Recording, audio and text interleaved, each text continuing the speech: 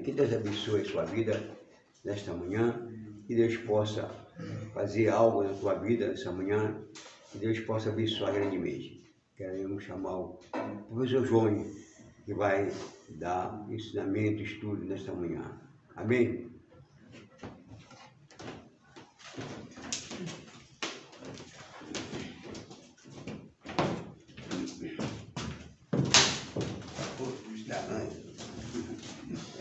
Estou pesado demais.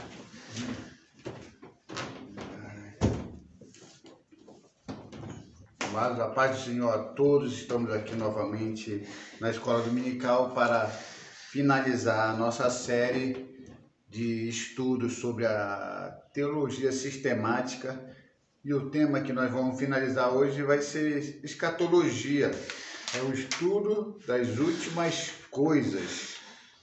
Esse é um estudo interessante para quem gosta de se aprofundar nos mistérios de Deus. E todos nós sabemos que ensinar essa matéria requer muita fé, ou seja, requer muita interpretação e talvez não muita certeza daquilo que vai se dizer, porque escatologia é o estudo das últimas coisas, e últimas coisas que estão relacionadas ao futuro. E os teólogos que estudam essa matéria, eles vão fazendo combinações de passagens bíblicas para que tenham um entendimento do que irá acontecer futuramente.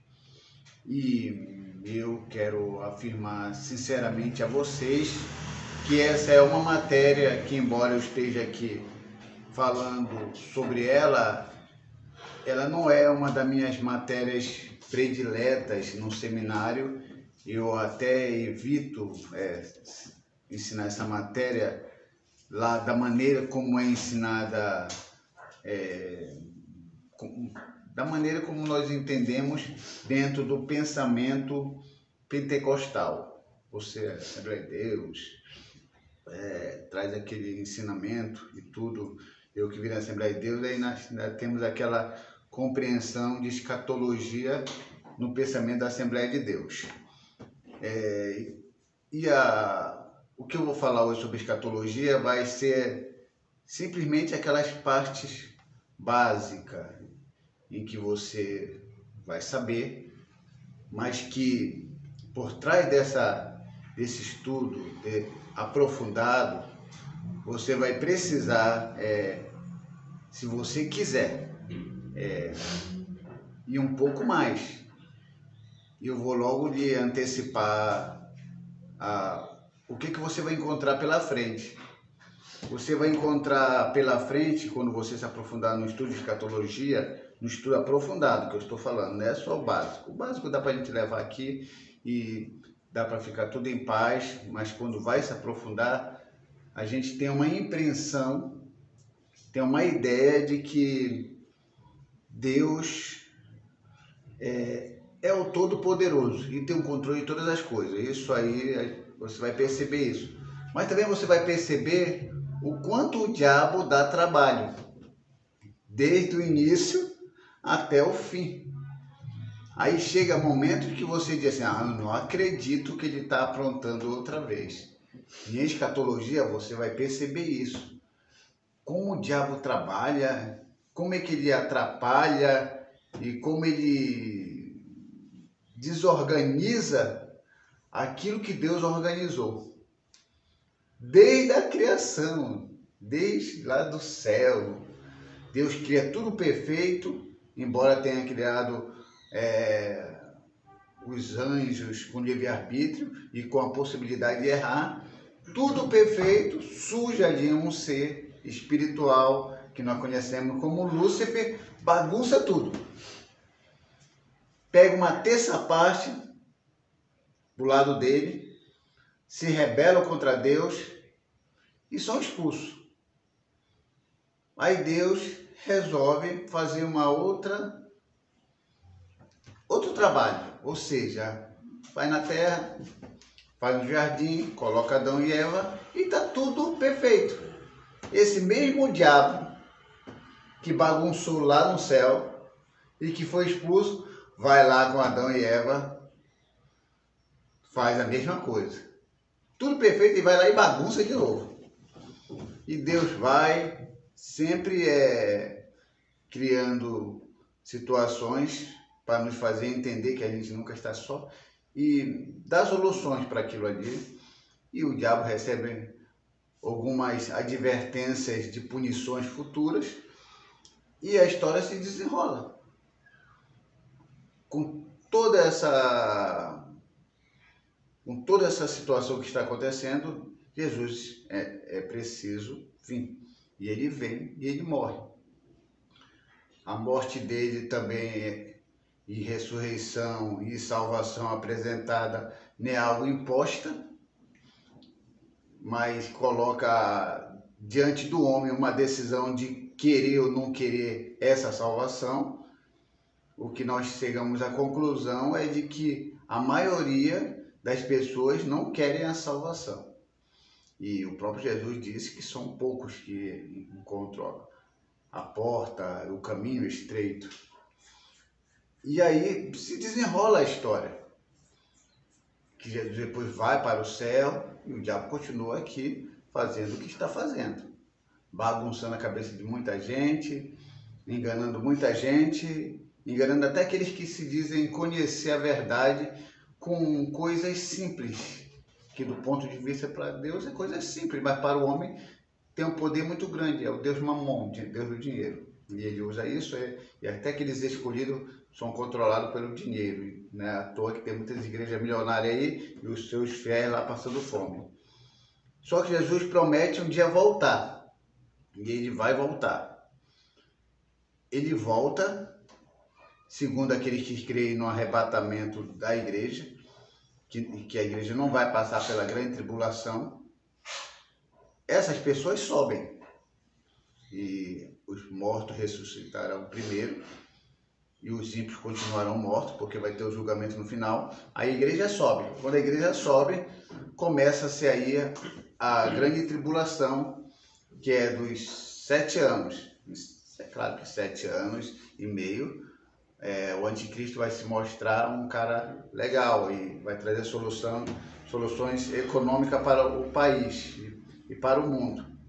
E até os judeus, segundo a escatologia pentecostal, diz que aí o anticristo vai ter um acordo lá com o povo de Israel, e o povo de Israel por um momento vai entender e pensar e acreditar que aquele anticristo, que nós estamos chamando de anticristo, que é um homem com grandes poderes, é o Messias. Enquanto ele estiver legal, enquanto ele estiver fazendo as coisas boas, mas 3 anos e meio para lá, ele vai mostrar quem ele é e vai querer adoração. Judeus não adoram nenhum outro a não ser Deus. Então eles vão perceber que aquele que dizia que era Messias não é o Messias. E aí eles quebram esse pacto com o anticristo. E o anticristo não gosta dessa ação, dessa desobediência do povo judeu. E aí reúne todas as nações que são a favor do anticristo contra uma nação que é contra o anticristo. Ou seja, o povo de Israel.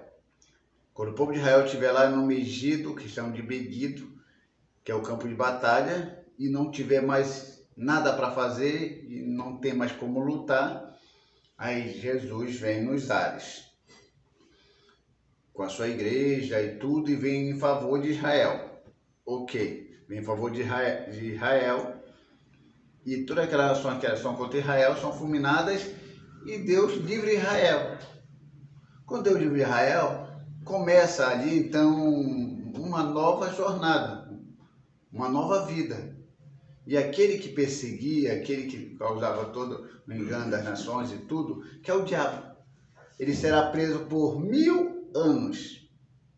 Que eles falam que é o milênio, onde Jesus vai reinar por 1000 anos. Até aí está tudo bem. Só buga a cabeça do aluno porque depois desses 1000 anos, o diabo vai ser solto.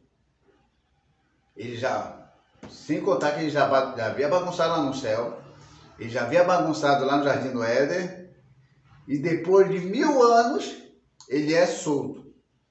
Aí ele começa a bagunçar novamente. Começa a bagunçar novamente. Só que agora ele vai bagunçar no reinado de Cristo. Agora eu faço uma pergunta. Deus que sabe de todas as coisas e sabe o que o diabo fez e vai continuar fazendo o que faz. Por que ele soltou ele?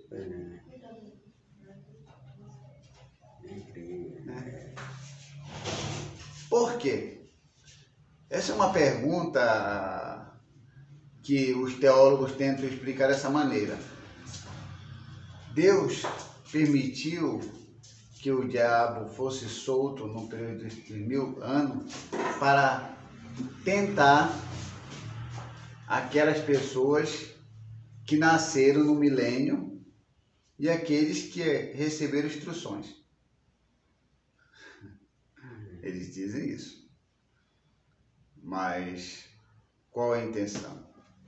Então eu digo a você que está me ouvindo, aluno, você que vai estudar escatologia, estuda as últimas coisas, você vai passar por essas argumentações. Aí depois de 1000 anos, o diabo vai lá também, é solto lá e bagunça o reino de Jesus. Essa é a verdade. Não tem como negar isso. Ele bagunça e depois Jesus fala, não tem jeito, isso aí só bagunça. Então vamos pegar agora e aí começa o julgamento propriamente dito. O anticristo, a besta havia sido lançado já no lago de fogo.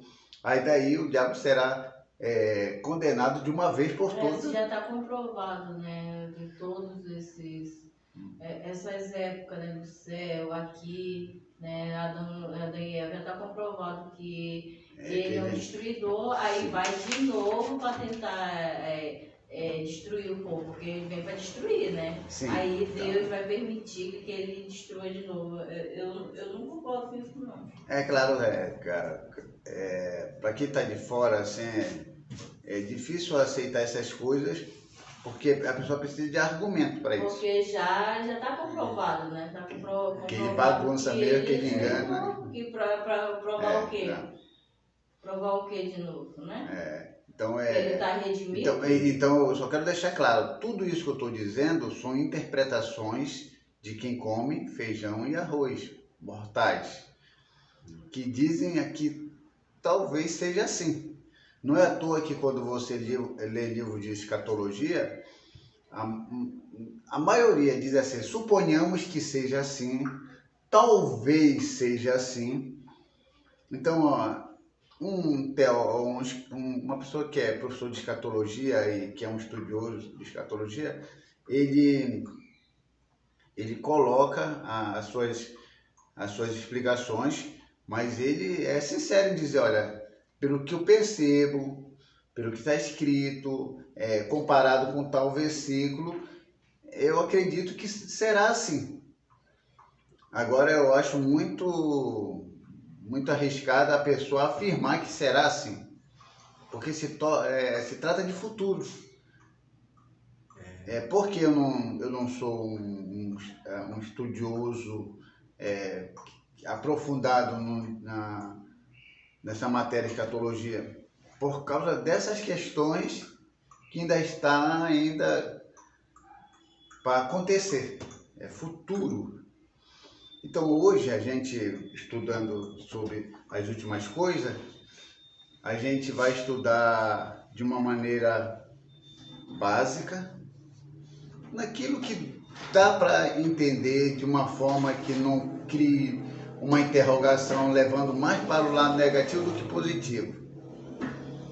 Que quando vai estudar mesmo a fundo os pensamentos acerca do diabo e acerca do que ele faz, já era para Deus ter se livrado dele há muito tempo, que ele vem aprontando sempre. Então aqui no estudo de escatologia, A primeira coisa que eles gostam de comentar é sobre a morte. O livro de escatologia fala sobre a morte.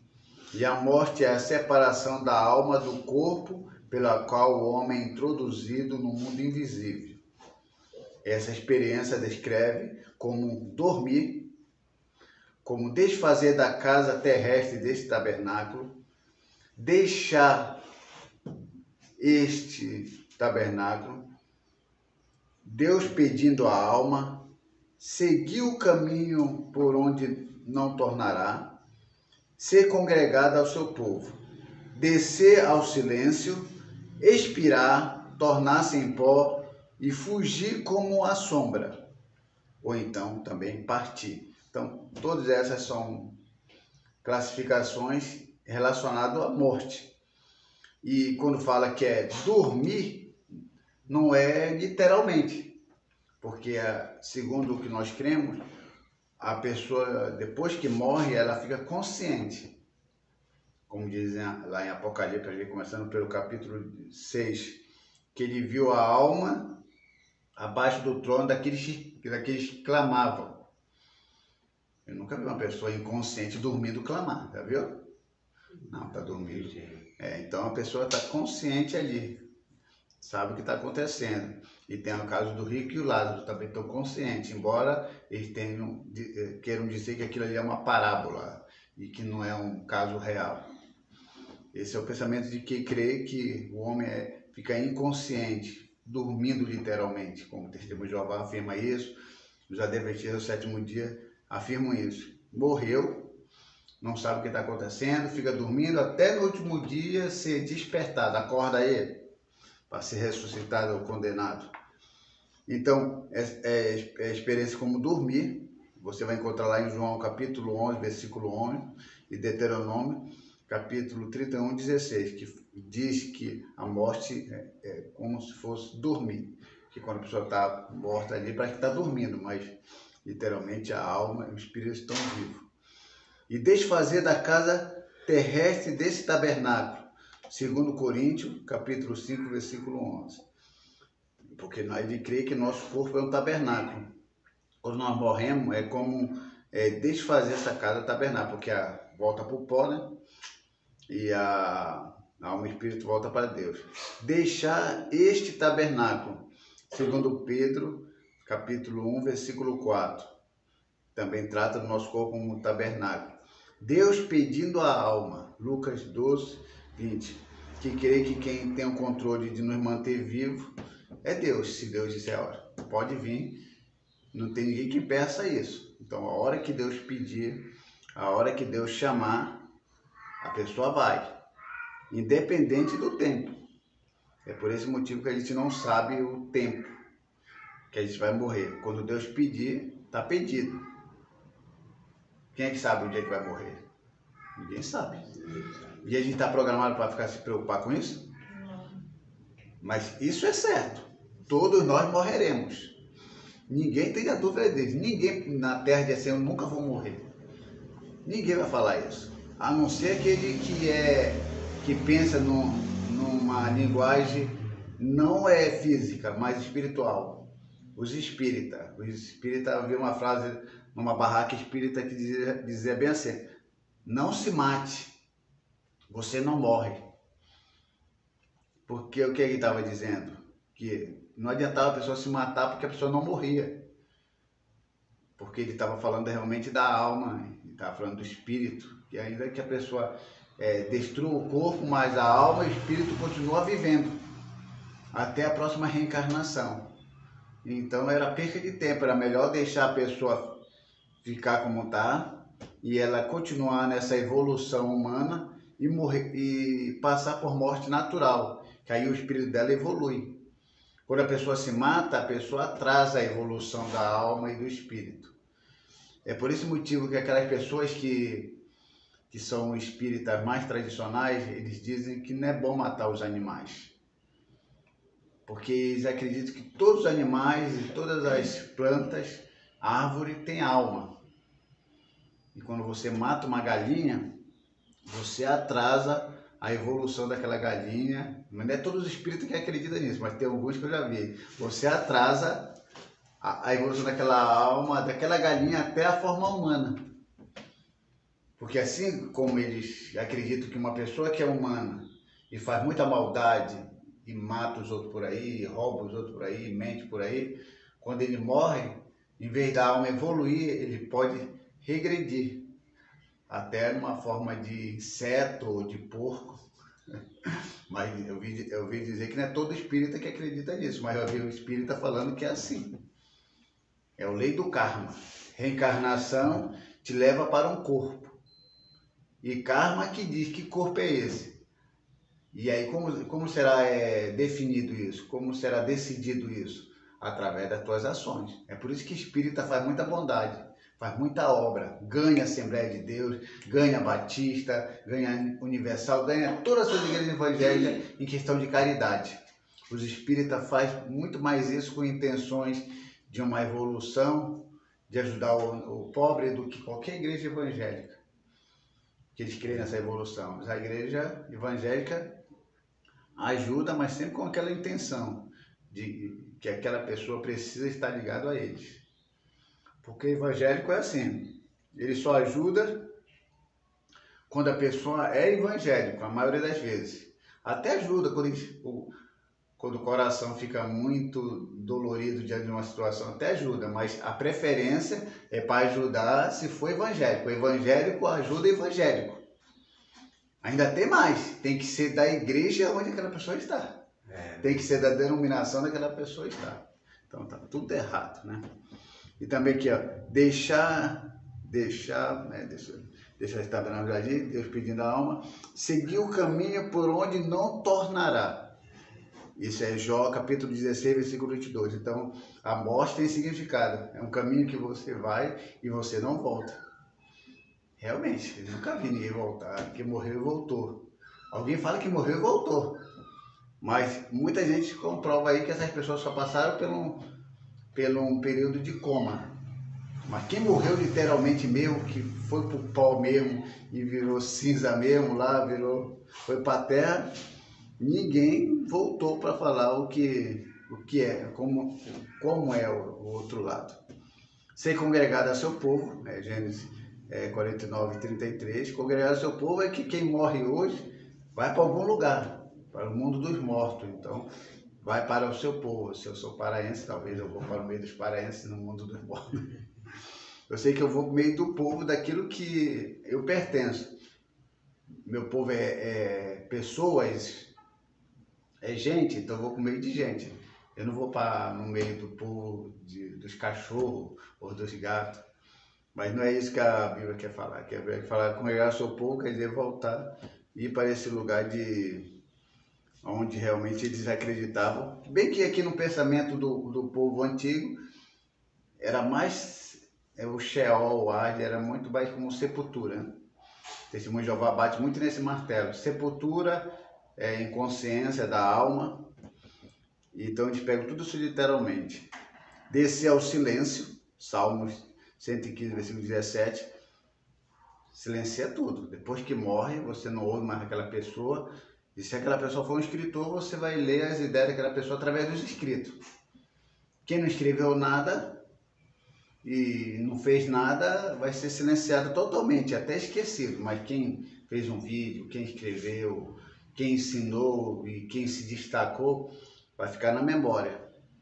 Expirar, que é sair, né? Tornar-se em pó, isso aí você já sabe, que é Gênesis 3:19. Esse aqui, expirar, que é Atos 5:10. E tornar-se em pó, Gênesis 3:19. Fugir como sombra, Jó 14:2. E partir, Filipenses 1:23. A morte é o primeiro efeito externo ou manifestação visível do pecado. E será o último efeito do pecado, do qual seremos salvos. O Salvador aboliu a morte e trouxe à luz a vida e a corrupção pelo Evangelho. 1 Timóteo 1:10. A palavra abolir significa anular ou tornar negativo.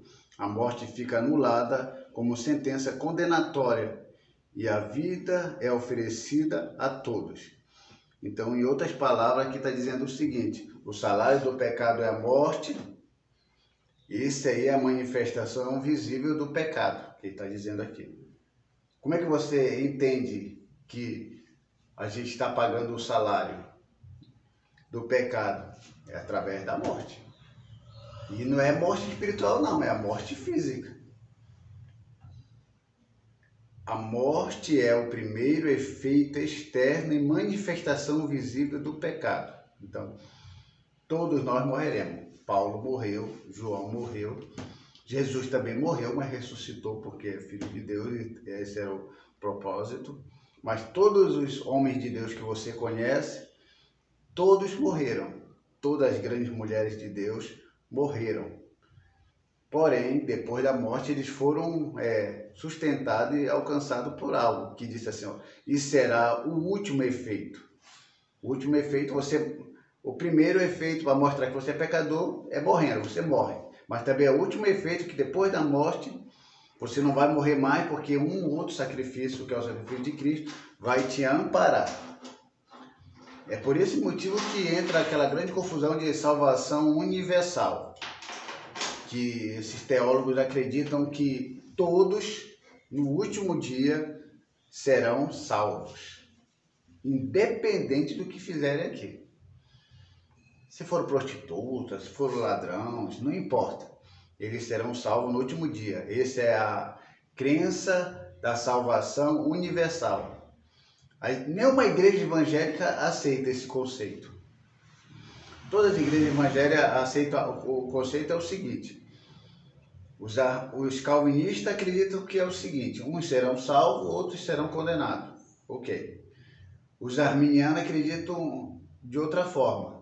Só vai ser salvo quem crê e aceitar o sacrifício. Ok, então tem esses dois pensamentos. Aí vem esse pensamento universalista, que dizem que independente do que você faça, você vai ser salvo no último dia. Se você for prostituta, se você quiser aceitar o sacrifício de Cristo ou não, você vai ser salvo. Porque o teu pecado, a tua desgraça, a tua queda, só tem um responsável, o diabo. Ele que te colocou nessa situação. Só ele será punido por isso. Só ele que será envergonhado por isso. Só ele que vai sofrer por isso e que você é uma vítima na mão do diabo. Eu vou dizer que isso pode estar errado ou pode estar certo? Isso é uma questão de pensar. Porque aqui na igreja você vê a situação do Bruno que está na bebida. Ele vem, às vezes quer bagunçar, e tem dia que ele chora, tem dia que ele pede perdão a Deus, mas só que ele continua fazendo o que está fazendo, continua bebendo, usando droga, fazendo tudo isso. A culpa é dele? Ele não tem mais consciência e forças para mudar. Ah, mas o Espírito Santo de Deus tem poder, sim, o Espírito Santo de Deus tem poder, mas algo mais forte do que o Espírito dele domina ele. E ele quer sair dessa situação. E não consegue. Se ele não consegue é porque algo mais forte do que ele leva ele para esse lugar. Então ele precisa de uma ajuda de quem? De Deus. Ele precisa de algo de fora para sustentá-lo. Como é o nome daquele negócio que mede a temperatura? Termômetro. Termômetro. Tem ali o mercúrio ali. Ali só diz quando está acima ou abaixo a temperatura, quando ele é afetado por algo de fora. A mudança de clima ali, a mudança de temperatura ali, só acontece por causa de algo que vem de fora, para fazer subir ou descer. Ele por si só ele consegue subir sem interferência do se está frio ou está quente? Não. Então eu acredito que o ser humano ele precisa de uma ajuda externa. Ele precisa de Deus para fazer algo. E por que eu falo isso? Porque na grande tribulação, o Espírito Santo vai precisar ajudar aqueles crentes que não subiram no arrebatamento a suportarem a tortura e a perseguição. Tem alguns crentes aí que dizem que quando a igreja subir, o Espírito Santo vai subir junto. E quem ficar não vai ter mais o Espírito Santo. O que vocês acham disso? Na grande tribulação, o Espírito Santo vai continuar ou ele vai subir de vez com a igreja? Porque ele tem uma tarefa de realmente levar a igreja até o noivo. Quem prepara a igreja é o Espírito Santo, ele vai levar até o noivo, sim. E aí? Depois que ele entregar para o noivo, ele vai ficar por lá ou ele vai ajudar esses irmãos que estão aqui na grande tribulação a suportarem o sofrimento? Eu acredito que ele está aqui para suportar, porque hoje em dia, para a gente suportar, e não é tanta dores quanto a palavra de Deus fala que vem, e não é fácil, imagina sem ele. E aí, pai, o que você acha? Mas assim, comparado com assim, o Espírito Santo, é como uma pomba. Quando soltou, né? A pomba, né? Porque a arca era a salvação, né? Sim. Tipo arrebatamento. Então a bomba foi e não voltou mais, porque a bomba veio, sim, preparou os crentes, que era para se arrebatar, arrebatou os crentes, sim, e a bomba voltou novamente. Também o Espírito Santo fica na terra novamente. Quando Deus vai ficar na terra, os crentes são arrebatados. Então você vai seguir na arca. A arca era a salvação. O arca era o cristão arrebatado. A arca seria envolvida no arrebatamento. Então o Espírito Santo preparou aí e voltou. E saiu, o Espírito Santo saiu, mas não voltou mais, mas porque ele ficou aí na terra. Ficou na terra para dar força àqueles que ficaram, né? Porque sem o Espírito Santo, quem vai tolerar a tortura, quem vai suportar, né? Quem vai persistir, né? Não, é difícil mesmo. Então agora que nós estamos com o Espírito Santo aí, tá difícil não, né? Aí o Espírito Santo nós chegando, lutando conosco, né? Mas a gente ainda não dá prazo, é besteira ainda. Sim. Olha, uma dor, assim, que eu vivi, né? A perda dos meus pais. Se não fosse o Espírito Santo, eu não conseguiria suportar. Sim, sim. Então é que tem algumas pessoas, os mais antigos, eles acreditavam no seguinte: não é bíblico, é o que eles acreditavam, que com o arrebatamento da igreja, o Espírito Santo ia e eles não ficariam mais aqui na terra, e os que ficaram e não subiram tinham que se virar. Eles chegavam até a dizer que ao abrir a Bíblia, as páginas ficariam em branco. E não existe nenhum texto para eles se basearem. Não existe nenhum texto para eles afirmarem que o Espírito Santo não vai ficar aqui e que a Bíblia vai ficar toda em branco e todas essas coisas. Então é um ensinamento de alguém que entendeu assim e foi passando para frente, alguém achou interessante e foi reproduzindo. A verdade é o seguinte, o Espírito Santo é o que dá força ao homem. E o Espírito Santo ele também tem os eventos, tem as dispensações do Espírito Santo. A maneira como ele se manifestou e a maneira como ele agiu em cada dispensação. No Antigo Testamento, na dispensação do Espírito Santo, ele agia sob medida. Não eram todas as pessoas que recebiam o Espírito Santo, era para uma situação especial, que ele vinha e ali ele vinha sobre aquela pessoa e aquela pessoa fazia coisas que seria impossível ao homem fazer. Isso no Antigo Testamento, dispensação do Espírito Santo no Antigo Testamento. Só que aí Joel falou que ele ia ter uma outra dispensação, que aí começa a dispensação do tempo da graça, em que o Espírito Santo agiria diferente como ele agiu no Antigo Testamento, agora como ele vai agir na graça. No Antigo Testamento, a dispensação do Espírito Santo era sob medida. Na graça, ele vai agir na vida de todos. Então é diferente.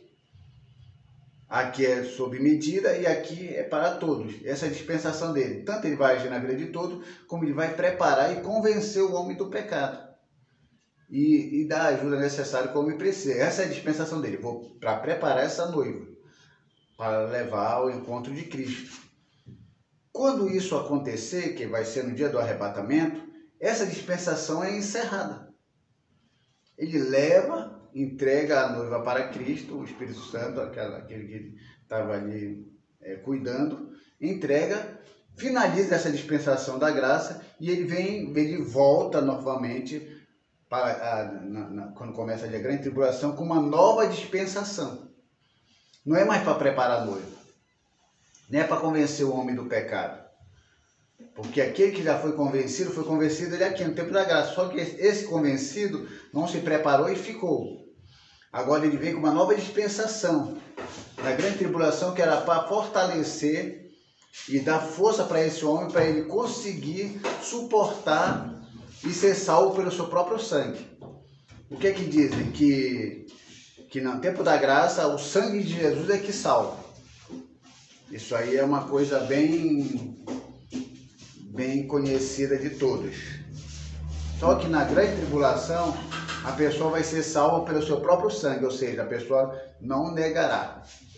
A pessoa será torturada e se manterá firme.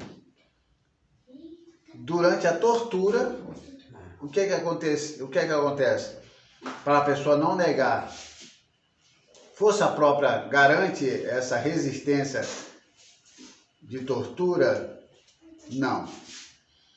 Então, para ela resistir, ela precisa passar por esse apoio, essa sustentação que é ser do Espírito Santo. O Espírito Santo vai dar apoio, vai dar força para ela vai passar por esse momento difícil e vai ser salva. Então, a gente percebe que as pessoas vão ser salvas quando a igreja for arrebatada, que eles estão salvos. E na grande tribulação também vai ter salvação. Mas ninguém vai ser salvo na grande tribulação porque teve força própria. Vai ter que ter uma ajuda do Espírito Santo para a pessoa dizer não e não negar o nome de Jesus, ser torturada e morrer. Aí Apocalipse fala, quem são esses? São os que vieram da grande tribulação, que não mancharam as suas vestes, ou seja, eles não negaram a Cristo. Então, na grande tribulação, o Espírito Santo vai estar aqui sim. E só se a pessoa quiser crer que a pessoa pode dizer não ao pecado, não a qualquer outra coisa sem o Espírito Santo, que eu acho impossível. Primeiro tapa no pé do ouvido, eu nego Jesus, eu nego. Uma pessoa ser torturada e dizer eu não nego a Jesus, por força própria não tem como. Tem que ter uma ajuda do Espírito Santo ali para fazer com que a pessoa entenda isso. Aí quando se trata da morte, aí eles fazem uma diferença aqui entre a imortalidade e a vida eterna. E a imortalidade sempre está relacionada ao corpo. Mas aqueles que aceitaram a Cristo, que fala assim, qual a distinção entre a imortalidade e a vida eterna? A imortalidade é futura. Romanos 2, 7, 1 Coríntios, capítulo 15, 53 e 54. E refere-se à glorificação dos nossos corpos mortais na ocasião da ressurreição. Então nós temos um corpo mortal e esse corpo ele vai ser imortal. Quando isso vai acontecer? No dia da ressurreição.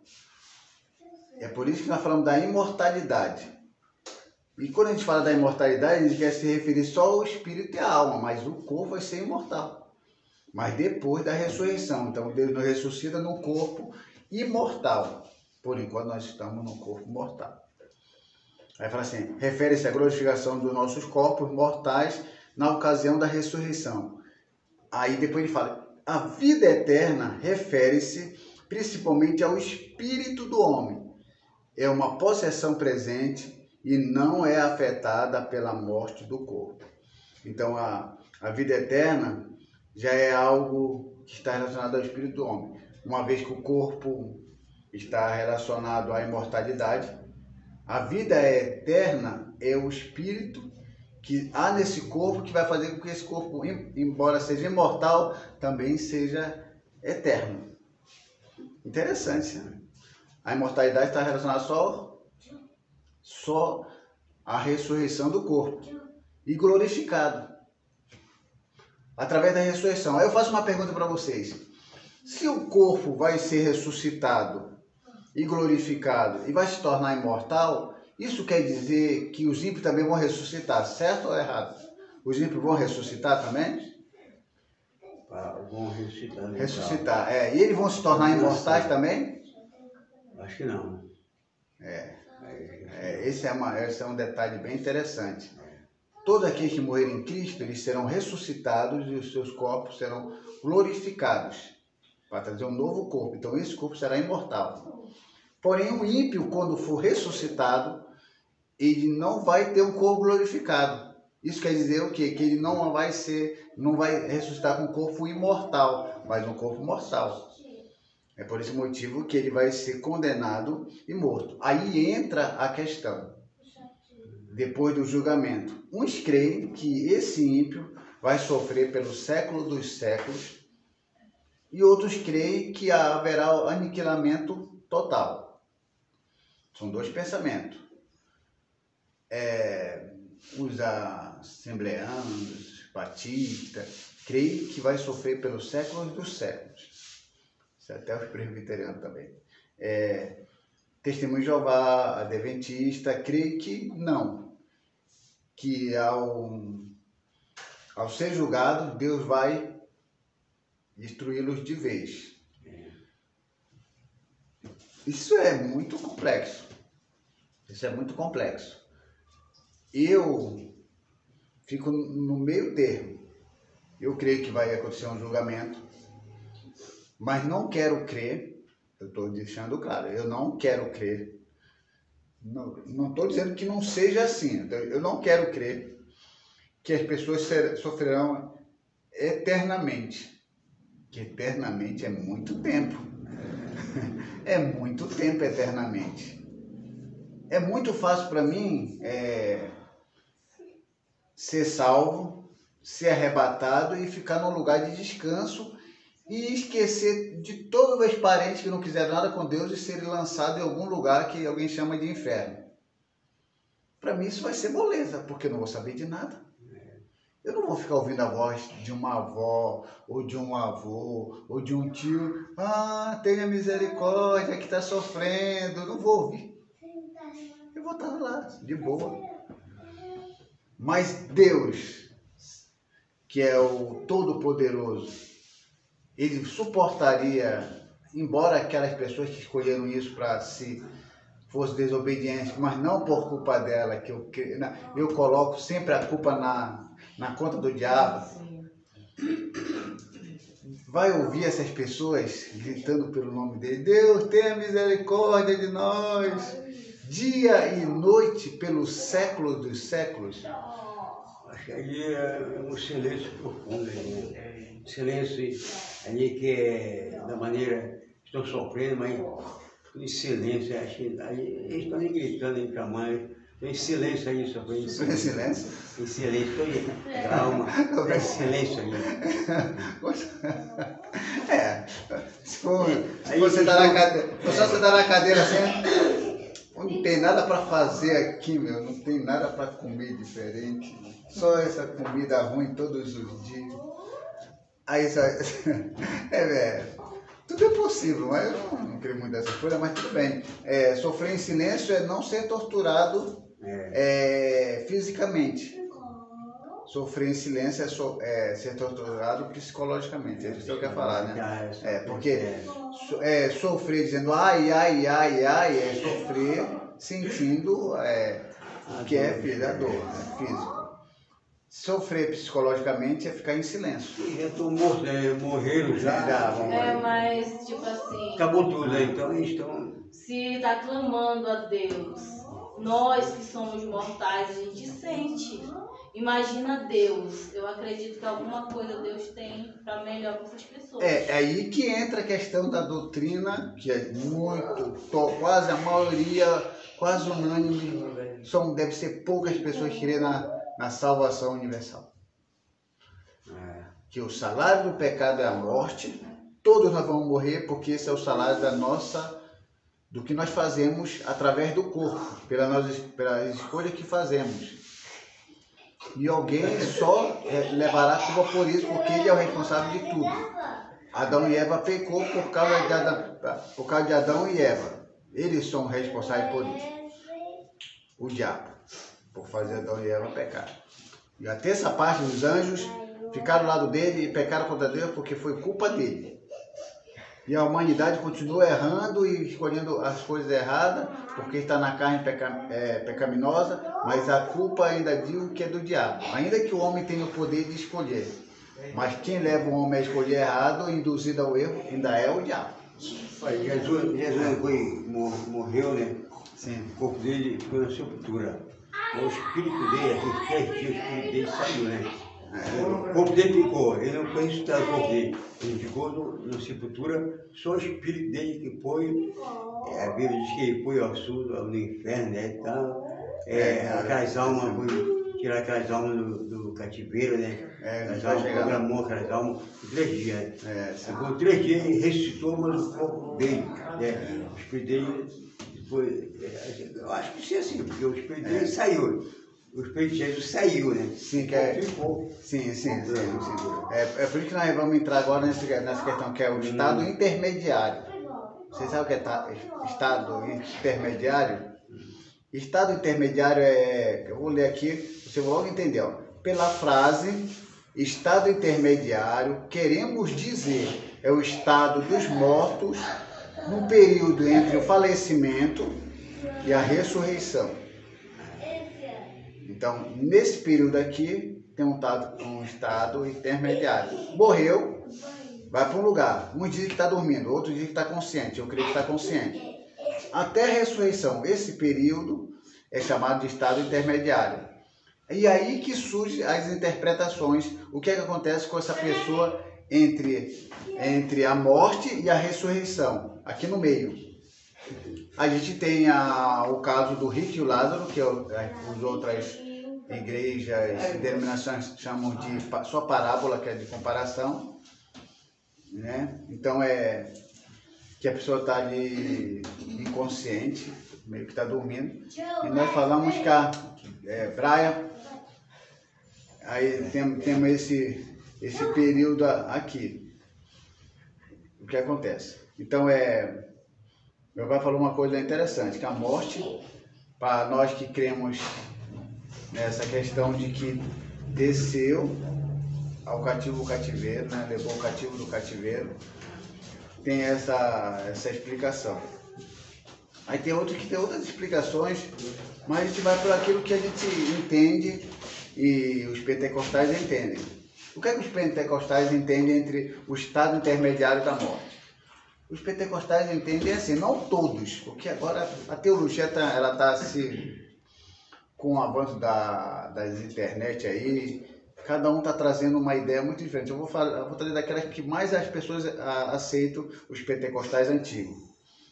Que antes da morte de Cristo na cruz, todas as pessoas, tanto os justos como os injustos, iam para o Sheol, o Arde, que é interpretado também como inferno e algumas situações como sepultura. O Testemunho de Jeová só pegou como sepultura. Ia para todo mundo para lá.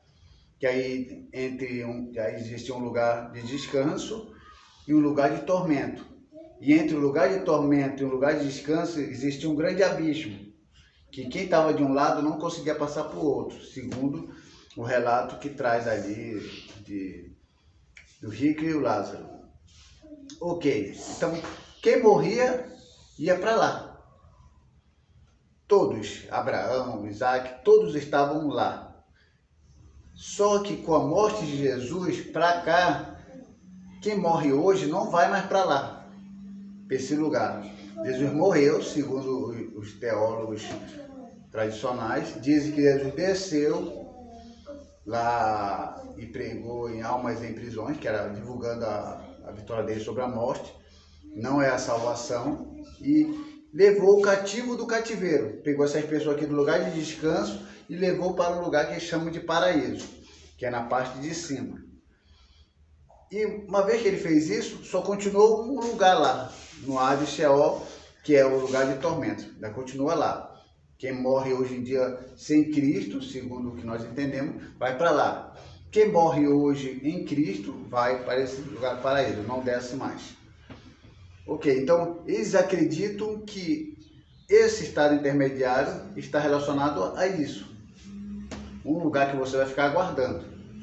Uns vão aguardar para receber o julgamento e depois receber o melhor de Deus, daquilo que estava prometido, e outros vão ser ressuscitados, eles também estão aguardando esse estado intermediário para serem condenados. Agora, a grande questão é, quem morre vai estar no inferno queimando num fogo? É uma questão a pensar. Que fogo é esse? Porque se eu morro sem Cristo hoje, é só uma questão de pensar. Eu não estou dizendo para ninguém aceitar isso. Mas se eu sou um ímpio e morro hoje, eu vou ser lançado no inferno e eu estou queimando no inferno, eu já estou julgado. Porque não faz sentido Deus me jogar no inferno, eu estar sofrendo no inferno agora, aí depois, aí tem um dia do julgamento, Deus me tira desse inferno, me julga, você está condenado. Aí joga de novo. Faz sentido? Não. Acho que é uma separação, né? Ou eu vou estar sofrendo, como dizem as pessoas que foram no inferno. Não tem aquelas pessoas que morreram e foram no inferno? Eu estava dormindo e Deus me levou lá no inferno e eu vi a alma daqueles que estavam queimando lá e chorando e pedindo: ah, por que você está aqui? Ah, porque eu cortei o cabelo. Ah, porque eu usei um cavanhaque. Ah, porque eu usei uma calça jeans. Até uma calça jeans, já vi alguém dizer que está lá no inferno só porque usou uma calça jeans. E essas pessoas estão queimando lá. Mas se a gente for pela Bíblia, não faz sentido. Porque se eu estou no inferno, queimando agora, para que julgamento? Para que tribunal? Eu estou julgado já, eu estou queimando, Deus vai me tirar de lá. Toma aqui, você está condenado, volta lá para lá. Não, deixa ela, está condenado já, não faz sentido. Então, É como se fosse Deus tivesse o prazer só de falar para ele. Nessa ideologia, Sim. É como se Deus tivesse o prazer de ver o sofrimento daquele que ele criou. Que não quis ouvir. É como fosse assim, é como se Deus agisse como um mafioso. O mafioso tem um tribunal do crime. Não seguiu as regras, não me obedeceu, vai sofrer. Vai ser torturado. É como se Deus fosse assim. Eu não creio num Deus assim. Eu creio que Deus vai ter uma solução para fazer com que o diabo seja derrotado no final. Porque uma coisa eu vou dizer para vocês. Alguém vai achar que eu estou falando bobagem. Mas se todas essas pessoas, pela quantidade de pessoas que vai para o inferno e que nós julgamos estarem erradas, e Deus levar isso ao pé da letra realmente, e entre a quantidade das pessoas que erram e das pessoas que fazem o certo, das pessoas que servem a Deus com sinceridade e os que não servem, quem você acha que vai mais para o inferno? Tem mais gente que serve o diabo ou tem mais gente que serve a Deus? Que faz a vontade dele. Que faz a vontade dele. Quem? Tem mais. Você acha que no lado de Deus tem mais gente? Ou no lado do diabo que faz mais a vontade dele? Diretamente ou indiretamente? Porque no mundo, a pessoa, pela lógica evangélica, todo mundo no mundo já é do diabo. Que bebe, que fuma, que se prostitui, já é do diabo. Ok, já está assim, já está sério. E não é pouca gente. Só basta você ver, eu como assisto alguma coisa no YouTube lá, aquele show de rock, é lotado de milhões de gente. E quando tem uma campanha evangelística, mal dá algumas pessoas lá.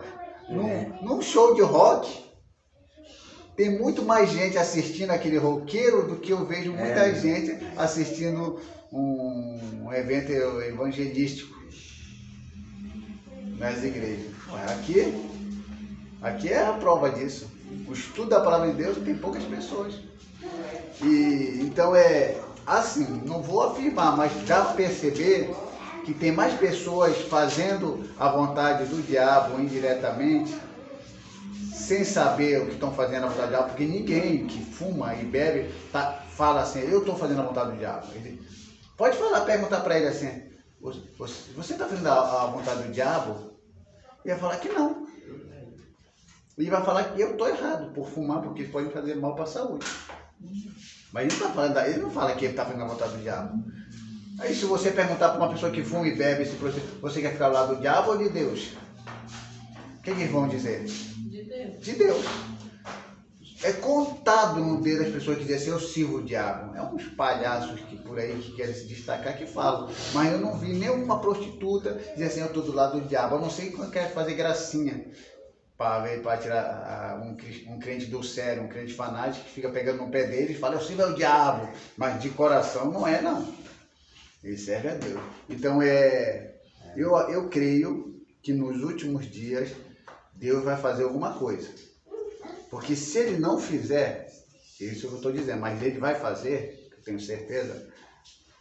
E se ele seguir, e se tudo isso que o povo fala aí, que vai ter muita gente lançar no lago de fogo, Jesus, por uma conta numérica de pessoas que vão seguir o diabo, e a quantidade de pessoas que vai para o lado dele, ele pode até vencer pelo poder que ele tem.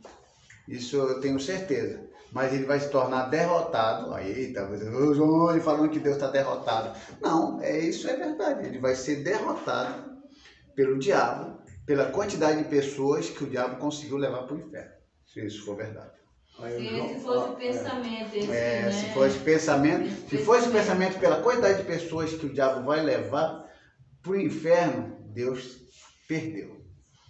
Eu sei que Deus tem o poder, ele é o todo-poderoso e tudo, mas nessa questão ele perdeu. Porque o diabo conseguiu levar muito mais gente para o lado dele pelo convencimento, e o Espírito Santo vai se tornar um nada perto do diabo. O que é que o Espírito Santo veio fazer aqui? Convencer o homem o quê? Do pecado. Ele fracassou. Olha, o apóstolo João diz que a morte, o pecado que leva à morte é a apostasia. Apostasia. Apostasia é aquele que abandonou a fé. Abandonou a fé, careceu da fé, né? Não creu mais em Jesus Cristo. Né? Então, esse que leva, o apóstolo João diz que leva à morte. Sim. Né? Apostado da fé, né? Apostado da fé. Então ele levou à morte, morreu, porque negou Jesus. Né? A essência de Jesus. Ele não creu mais na palavra. Daí morreu no pecado. Então isso aí deu a gente não pré, né? E para se apostatar da fé, a pessoa tem que ser influenciada por alguma coisa. Se a pessoa vai servir a Deus, porque o Espírito Santo convenceu e fez a pessoa entender que ela necessita de salvação, e ela foi convencida pelo Espírito Santo a aceitar Cristo e colocou Cristo no seu coração. Como também pode ser o contrário, se a pessoa não quiser aceitar a Cristo, ela foi convencida, de certa forma, pelo diabo a não aceitar Cristo. Então, os dois estão ali para convencer, o Espírito Santo e o diabo. Aí que entra a grande questão, quantas pessoas o diabo vai conseguir convencer? E quantas pessoas o Espírito Santo vai convencer, juntamente com Jesus e com Deus, que é o Pai. São 3 pessoas contra 1. É interessante, eu começo a viajar. Então são Pai, Filho e Espírito Santo contra 1, o diabo e os seus anjos. Mas tem Pai, Filho e Espírito Santo e seus anjos contra 1 e seus anjos. E eu tenho que aceitar. Não é que eu não tenho que aceitar, Deus sabe o que vai fazer. eu creio no Deus que eu sirvo, perder para esse 3 contra 1 e perder a quantidade de almas, isso aqui é escatologia, hein? Você que está me ouvindo na live aí, é só para pensar, não é para morar um incrédulo, hein? Isso é para pensar e para ver, a gente tem que entender qual é o Deus que a gente serve, né? Ele tem poder ou não tem poder? Como meu sogro, ele, antes de morrer, eu preguei o evangelho para ele, pregava e dizer, nada de crente, mas tem que ser o diabo, ele dizia assim, não. Era para provocar o senhor. Provocar, então. Provocar o senhor. E falei, ele não está nem pregado não, está bonzinho. Ele não quer servir a Deus, não, isso aí. Então, ele caiu enfermo, foi direto para o hospital mesmo, perdeu mesmo na morte mesmo. Agora, ele se arrependeu no hospital, sabe? Quem sabe? Quem sabe mesmo? Ele negou. Negou porque é para fazer ele negou errado. que ele não quis Cristo. Ele não aceitou a Cristo, na verdade. E escarneceu de Jesus. Escarneceu naquela hora. Sim, mas os crentes escarnecem o dia todo, né? Direto, os crentes. Só que os crentes escarnecem sabendo. Os pastores escarnecem de Cristo o tempo todo, tirando do necessitado e colocando dentro do seu próprio bolso. Não, mas eu não obriguei ninguém a dar. Eu não meti a mão no bolso de ninguém. Não é isso que eles falam? Eles deram porque quiseram, mas isso é escarnecer a Deus. Isso é negar a Deus, isso é negar o Evangelho. É pior, porque está usando a Bíblia para convencer aquela pessoa de dar. E agora o ímpio, quando ele começa a falar essa coisa, meu avô, ele falou isso aí. Agora você não sabe, né, o que aconteceu depois. Depois de doença, o senhor não foi lá, né, quando ele estava lá no hospital doente. Não. Ele morreu de novo já. Morreu. Mas eu tinha morto.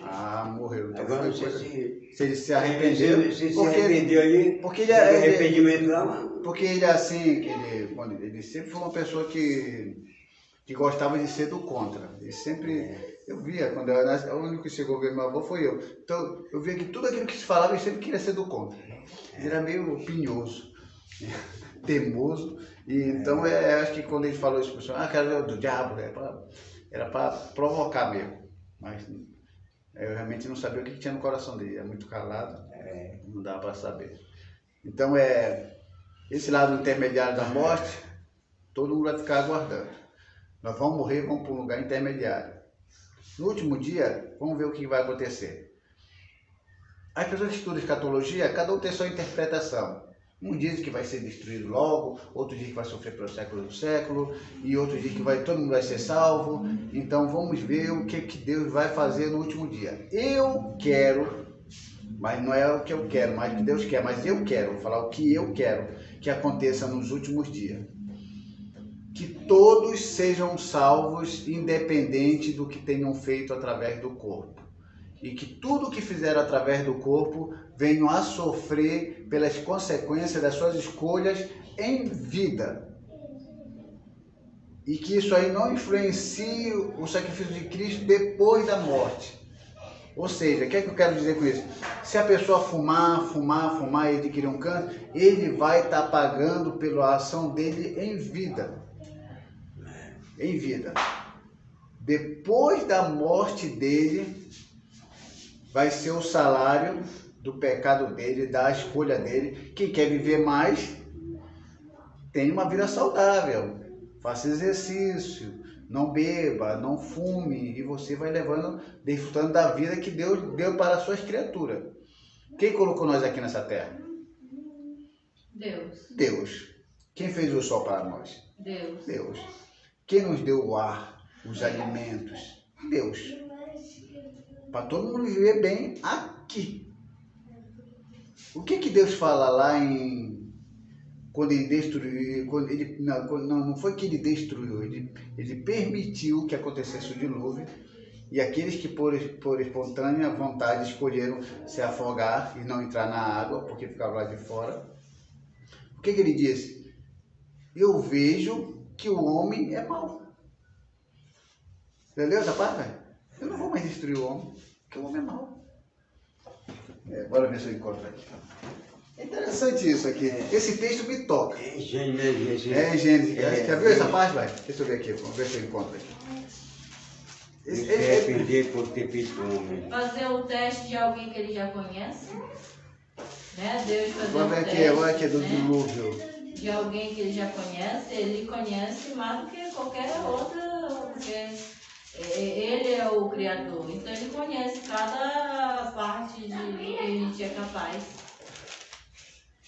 Deixa eu marcado aqui, deixa eu ver se eu Viu? Cada um tem o espinho da carne. Eu tenho espinho da carne. Eu tenho. sim. Então, nós temos que livrar do espinho da carne. Sim. Nós reconhecemos. Mas a Bíblia diz que, como disse o apóstolo Paulo, que o poder de Deus perpetua na sua fraqueza. Nós somos cheios de homens, cheios de fraqueza. Sim, é verdade. Aí nós temos que tirar esse espinho da carne. Vamos ver essa aliança convosco será. A opção do gênero humano. Tem aqui, aí tem a aliança que Deus fez com Noé, que ele fala assim, que Deus fala assim, eu vejo que o homem é mau e que ele não vai mais destruir. Aí aquele... E faça a aliança que foi a aliança do arco-íris. Do arco-íris. Mas tem uma parte aqui que eu acho interessante que ele fala assim. Tem um aqui, ó, o versículo 8 e versículo nesse aqui, versículo 20, 21. O Senhor inspirou o suave cheiro. Mas isso aqui foi do sacrifício, pai, que ele não levantou. É uma parte que ele fala assim, que ele não vai destruir o homem. Amarei amaldiçoar a terra por causa do homem. Porque é mau. Desígnio íntimo. E esse aqui tá esse 21 mil, é isso, pai. Mocidade, nem tornarei ferir todo vivente como fiz. Olha, aí depois lê o 22, pai. Né? Lê o 22, que aí complementa. É o 22, velho. Ó, é o 22, o versículo 22. Olha. Enquanto durar a terra, não deixarei de haver sementeira, cepa, frio, calor, verão. Não, é nesse dia, não. É o 22, Pode ver. Olha, então olha o que ele leu. Vou ler aqui, ó. O pai leu o 21, o 22 é o complemento do que Deus vai fazer, que não vai destruir mais. Olha que ele fala assim. O Senhor entregou sacrifício a Deus. Aí olha o que Deus falou. O Senhor expirou suave cheiro e disse consigo mesmo: não tornarei a amaldiçoar a terra por causa do homem. Olha, não destruir a terra por causa do homem, porque é mau. E desígnio íntimo do homem desde a sua mocidade. Nem tornarei a ferir todo o vivente que fiz. Versículo 22. Enquanto durar a terra, não deixará de haver sementeira e ceifa, frio nem calor, verão e inverno, dia e noite.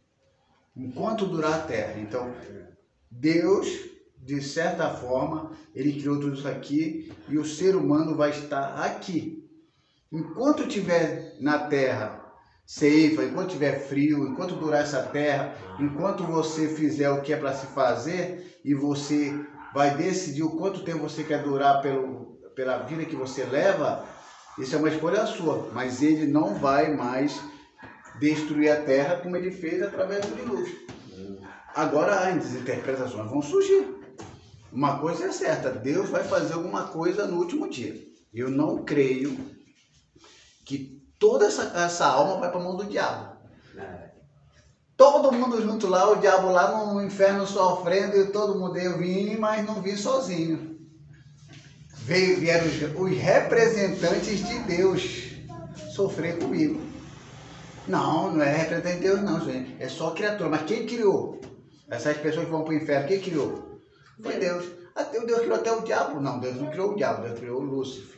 Depois se tornou o que ele era. Mas foi Deus que criou todas essas coisas. Caso para vocês pensarem aí. Então, nesse estado intermediário da alma, tem o tal do purgatório. Isso é a Igreja Católica. Entre a morte e a ressurreição, existe o purgatório. Que os testemunhos, os católicos ensinam. Que é o tempo de purificação, dependendo do pecado. Se for um pecado leve, vai ser purificado para entrar no paraíso. Só que a Bíblia não fala em purgatório em nenhum lugar. Esse que crê no purgatório. Já os espíritas acreditam nesse lado intermediário que quem morre não fica nem no céu nem no inferno. Ele volta, mas em outro corpo, ou volta em outra vida, que fala de vidas passadas. Esse é o pensamento do espiritismo. E também tem o sono da alma, que os adventistas e testemunhos de Jeová, que quem morre agora, esse lado intermediário entre a morte e a ressurreição, a pessoa fica dormindo e não sabe o que está acontecendo. E esse é o pensamento de quem crê nisso aí. Só que aí a gente precisa entender uma coisa. Vai haver ressurreição? Segundo pela Bíblia, a gente crê que sim. Se Cristo não ressuscitou, vã é a nossa fé. É isso que o apóstolo Paulo falou. Então o apóstolo Paulo falou que houve uma grande confusão lá na igreja de Corinto, porque os coríntios diziam o seguinte, que a alma e o espírito eram perfeitos, mas o corpo não. O corpo, esse era um pensamento dos gregos, especulações de pagãos que diziam isso, que o corpo sempre foi ruim. E que quando se fala da ressurreição, não se falava do corpo. Se falava da alma e do espírito renovados. O apóstolo Paulo, negativo. Todos nós vamos ressuscitar assim no corpo. Não um corpo corruptível, mas um corpo incorruptível. Porque se isso não acontecer, Cristo não ressuscitou. E quando Cristo ressuscitou, ele ressuscitou no corpo. E ele não pediu para Tomé tocar? Toca aqui e vê que sou eu. Então, o corpo não é ruim como o homem pensa, depois de glorificado. E o apóstolo Paulo teve esse problema lá na igreja de Corinto. Então, a natureza da ressurreição é o seguinte, a gente vai ser ressuscitado num corpo simples. Esse corpo, depois de ressuscitado e glorificado, ele se torna imortal, como eu falei para você. Já do ímpio, continua mortal, porque vai ser julgado para condenação. E é isso que vai acontecer segundo os que estudam escatologia. E uma vez que a gente vai estar ressuscitado nesse corpo, aí depois tem as explicações, que a gente vai fazer coisas que a gente não consegue fazer agora, mas com o corpo glorificado a gente vai conseguir fazer. Tem gente que fala que a gente vai até conseguir voar. Eu disse, o corpo, eu acho que a gente vai conseguir passar paredes e montanhas. O corpo não vai ter mais osso. Isso é uma coisa. Porque o osso vai ficar na sepultura, vai ser estragado, vai ter a caveira, diz a pessoa caveira. O corpo é um corpo já, é um corpo assim que não pode nem detalhe, quem for falar o detalhe. O corpo porque o corpo glorificado é mais mistério. Acho que o corpo é osso, não tem osso mais. É um corpo assim. Mas para andar tem que ter osso. Para andar tem que ter osso. Não, mas ele vai andar, flutuar. Daqui a gente está falando aqui que a gente vai ter essa capacidade de flutuar, de passar por porque Jesus, quando ele ressuscitou, o glorificado, e Tomé tocou, ele era carne. Jesus é diferente, mas agora nós somos olha o que diz aqui o apóstolo Paulo. Existem muitas coisas que não entendemos e não podemos entender ainda, acerca da vida futura. Ainda não é manifesto que havemos de ser, que fala isso o apóstolo Paulo. E que isso sabemos que agora somos filhos de Deus. E, aí reticência, né? E quando ele se manifestar, quem se manifestar? Jesus. Seremos semelhantes a ele, porque assim como ele é, o veremos. 1 João, capítulo 3, versículo 1 a 2. Essa citação do apóstolo João. Então vamos ser como ele. Então nós sabemos nada até agora. Aí a gente fala sobre a relação, sobre a realidade, corrupção, glória, agilidade, sutileza. Um corpo totalmente avançado. Em entendimento, em conhecimento. Aí as pessoas falam aqui de passar por montanhas, de passar por paredes e muros. Tem aqui no livro falando, pode dizer que é mentira, tá dizendo. Olha aqui, só para dizer que não é mentira minha. Sutileza, isto é, o poder de penetrar as substâncias sólidas e andarmos pelas terras em um corpo glorificado. Não seremos impedidos por coisa mínima, como sejam os muros, as montanhas, simplesmente atravessaremos. Vide aí depois para ler lá, João 20, 26. Assim como Jesus passou pela parede lá e com os discípulos, disse que a gente não corre, os caras vão fazer isso. Agora não me pergunte se isso vai ser assim. Então vou te ver que escatologia é uma coisa. É o pensamento deles. Então, em relação à vida futura, entre a ressurreição e a salvação, a gente sabe que os que morreram no Antigo Testamento e os que morreram no Novo Testamento, que é na graça, eu vou chamar de graça. O Antigo Testamento e o Sheol, Arde. Cristo morreu na cruz, desceu lá, pegou essas pessoas, levou cativo do cativeiro, levou para o paraíso. Quem morre agora não vai mais para o Sheol e Arde. E já deu muitas polêmicas e debates na internet. Então eles já estão no paraíso, então eles já estão desfrutando já das coisas. Esse paraíso é um lugar de descanso que eles chamam de paraíso, mas ninguém sabe que lugar é. É como os fariseus dizem, quer dizer, como é que aquela mulher teve 5 maridos? Porque na vida eterna, qual o do marido vai ficar? Isso, ó, lá nesse casamento, você é igual ao anjo. Agora, nós não temos, quer dizer, vai ser igual ao anjo nós. Vamos ser como anjo. Vai ter casamento, vai ter, ninguém se casa de casamento. Isso. É por esse motivo que... Mateus.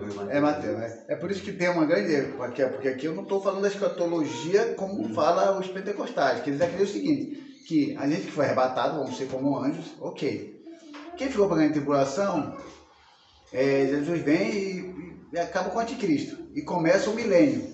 Lá no milênio, tem as nações que não se renderam, não glorificaram, não ficaram contra Israel e nem a favor do anticristo, vão ser amparadas. Israel também vai ser amparado. E os crentes que sobreviveram à grande tribulação vão também para ficar 1000 anos de milênio. E lá no milênio vai ter sexo. Vai ter tudo. Não é uma coisa bem...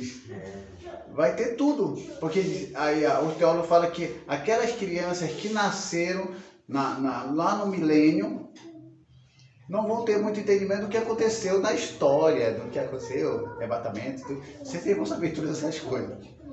Aí depois de 1000 anos o diabo é solto. Mas Jesus governando por 1000 anos, o diabo vai ser solto depois de 1000 anos. Para que solto? Para que vai soltar ele? Para provar alguma coisa que segundo lá os teólogos, para provar, para testar aqueles que nasceram e aqueles que ainda estavam com meio...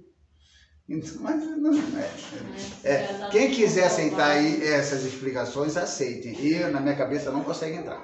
Muita coisa, muitas palavras, muita profissão foi escrita, porque Deus mandou calar, o João calar, né? Sim, muita coisa, não escreve isso aí. Não escreve isso aí. Então, essas coisas iam acontecer, o João não escrever. Sim. Agora você sabe o que é isso aí. Agora, eu quero chutar, quero chutar assim.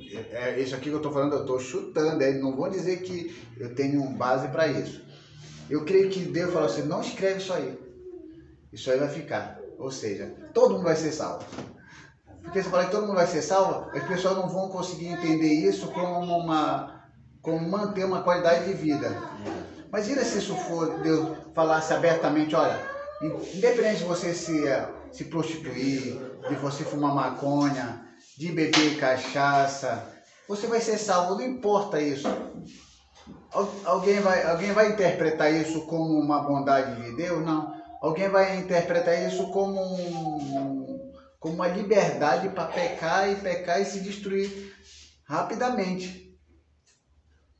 Essa é a grande questão.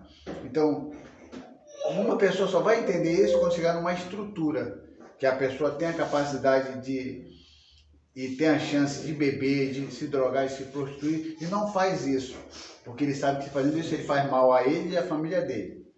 Mas que a salvação está garantida para todos. Essa é a grande questão. Mas, por falta desse entendimento, só é comunicado que ninguém pode fazer isso. Não faça isso, porque isso é pecado e isso vai fazer com que você não seja salvo.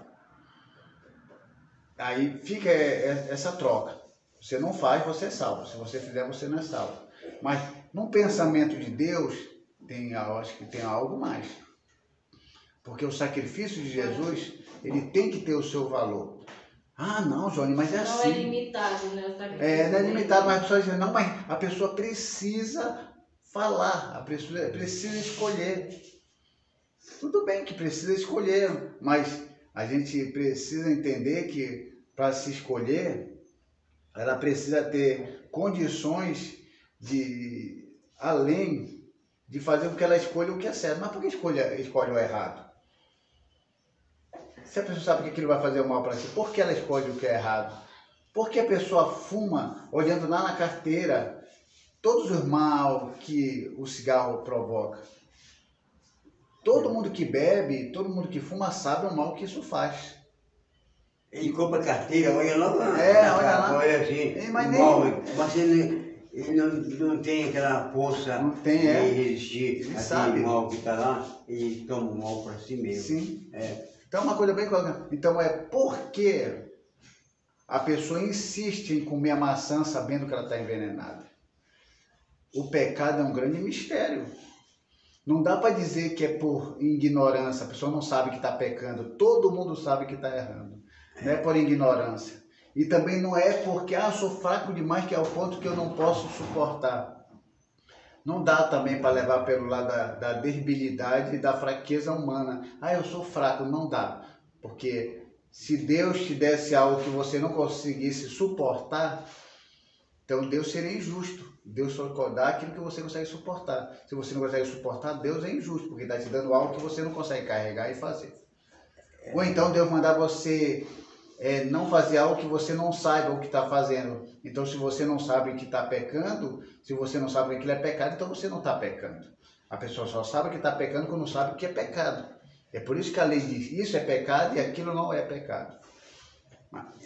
Como diz assim, Davi pecou porque ele procurou, não procurou não, porque Betseba se banhou ali no ar livre, né? No terraço dela para ver por Davi. Quer dizer, ela fez uma coisa, uma porta aberta, né? Abriu uma porta, né?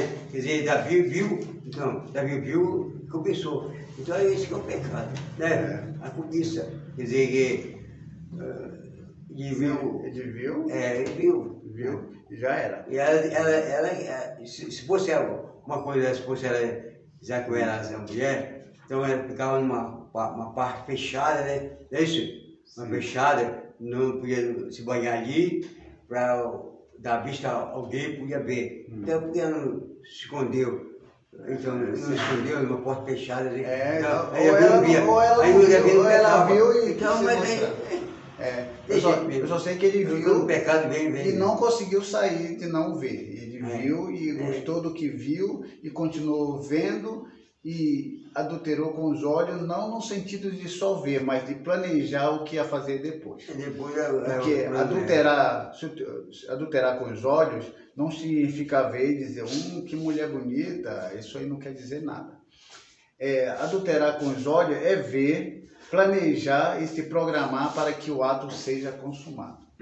Esse é adulterar com os olhos. Então, Davi viu, planejou, mandou trazer e o bicho pegou e depois se lascou. Então, esse é o que acontece, né? Então, não é só olhar e desejar, assim, aquilo é só o início, mas planejar e se programar para aquilo acontecer, porque Eva olhou a árvore. O que ela olhou? Viu que era boa e desejável. E viu a beleza da árvore. Ela ficou nua? Não. Só quando ela comeu. Quando ela pegou, né? Quando ela pegou, não. Pegou e comeu. Você vê que nem tocando ela, a Bíblia fala, não. Só quando eles comeram e perceberam que estavam nus. Então é o ato. Mas só que o ato também tem um caminho para chegar ao ato. Toda essa programação, todo esse planejamento que leva ao ato. Então é melhor a pessoa evitar isso aí. Então a igreja sobe, começa a grande tribulação, o destino do justo, pelo que nós entendemos, é o céu. Aí tem umas pessoas que dizem que a gente não vai morar no céu, por uma certa lógica, parece ser verdade, mas não é verdade, porque a gente vai para o céu realmente. Aí depois nós estamos lá no céu, descemos com a Nova Jerusalém e vamos ficar aqui na terra e isso é uma questão de escatologia.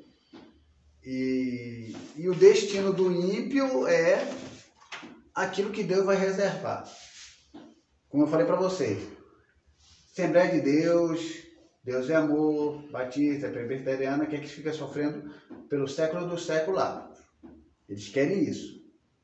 E diz que está na Bíblia, tá ok, tudo bem, são estudados, eles pensam assim. Os adventistas dizem que não, vai aniquilar todo mundo e tudo acabou tudo. Então tem esses dois pensamentos. E eu não quero crer numa vida sofrendo pelos séculos dos séculos. Porque eu sei que Deus é amor e justiça, mas essa justiça dele não é uma justiça cruel. O que é justiça? O que é justiça? Justiça. Justiça é assim, reaver algo. Isso que significa justiça, é reaver algo. Quando a lei me traz alguma coisa contrária à minha pessoa, eu falo para ela assim, em tratando de justiça, que ela precisa reaver os conceitos dela sobre mim, para que ela julgue correto. Então, uma pessoa justa, ela sempre está reavendo se realmente é aquilo. Se a pessoa é ladrão ou não ladrão. Vou analisar, vou ver o que realmente fala sobre isso, o que é que o vizinho fala sobre você. Isso é justiça. É agir com justiça, ser justo diante de uma avaliação, reaver aquilo que a pessoa está fazendo. Então Deus vai reaver e Ele vai julgar. E Ele vai perceber, como eu tenho certeza, quem está por trás de tudo isso na história, desde o começo ao fim, é o diabo. Não, você não precisa tirar a responsabilidade do homem. Eu não estou tirando a responsabilidade do homem. O homem já vai sofrer pelo que ele faz aqui nessa vida. Começa a beber, pega uma cirrose. É uma vida sofrida tá a cirrose. Eu acompanhei paciente com cirrose, 15 dias estava tirando a água da barriga, e vai saindo vitaminas ali, é tontura, é dor de cabeça, é fraqueza, é um sofrimento doido. Por causa do que ele havia plantado, bebido, e agora está colhendo o próprio sofrimento. Isso não é o suficiente, não? Daquele que queima no fogo do inferno. A pessoa que tem com AIDS, agora não tem remédio, mas que tem uma pessoa que ficava com AIDS, ficava magrinho, com todos os... Sofria todo o sofrimento no corpo, né? Sentia muito sofrimento, né? Sim, muito sofrimento. Só que tem gente que diz que isso é pouco, não é pouco. E o pior é que são aqueles que... Quero que você sofra mais. Se diz justo, né? Os que se dizem a pior justos. pessoa que fala que quer sofrimento. Os que se dizem justos, os que se dizem amar. Que se dizem ter amor. Eu tenho o amor de Deus no meu coração. Você quer aceitar? Você quer aceitar Jesus? Você está bebendo. Você que está Jesus, você pode pegar você vai adquirir uma cirrose, hein? Nem fala que a pessoa pode pegar uma cirrose. Você vai jogar alguma maldição, você vai pegar uma cirrose. Aí a pessoa adquire uma cirrose. Aí eu volto lá, não falei para você que você adquiriu uma cirrose? Você adquiriu uma cirrose, você está sofrendo. E muito isso sofre mesmo. Só que se você não aceitar aquilo que eu estou falando, você ainda vai sofrer um pouquinho mais, ou um pouquinho mais não, muito mais do que isso aí. Parece que o crente sente prazer em ver uma pessoa que ele falou de Cristo e a pessoa disse não e a pessoa está sofrendo. Ele sente o prazer de ver a pessoa estar sofrendo ali. E eles chamam isso de amor. Então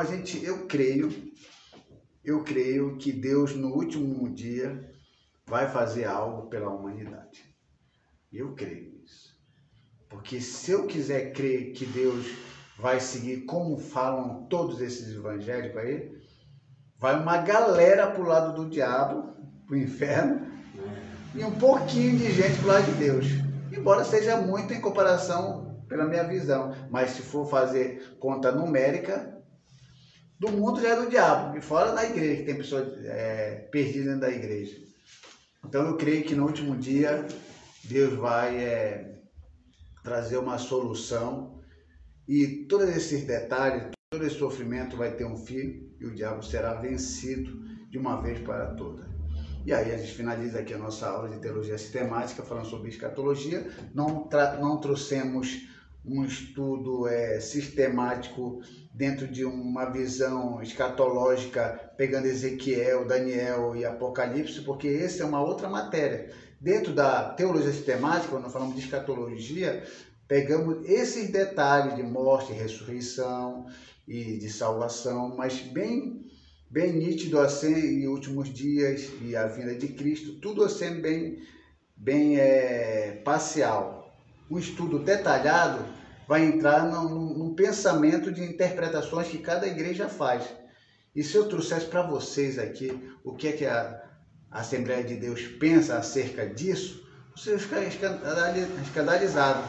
Então eu oriento a vocês e aconselho a vocês a lerem os livros e vocês vão ver que lá provavelmente, suponhamos, ninguém tem certeza de nada. Essa é a verdade. Vamos esperar aquele grande dia que só Deus sabe o que vai acontecer. Estudar é importante? É importante. Agora, bater um martelo sobre essa questão escatológica é bem complicado e perigoso. Eu vou passar aqui a liderança aqui para o pastor presidente aqui da Igreja Primitiva Amor ao Próximo, Raimundo Damião.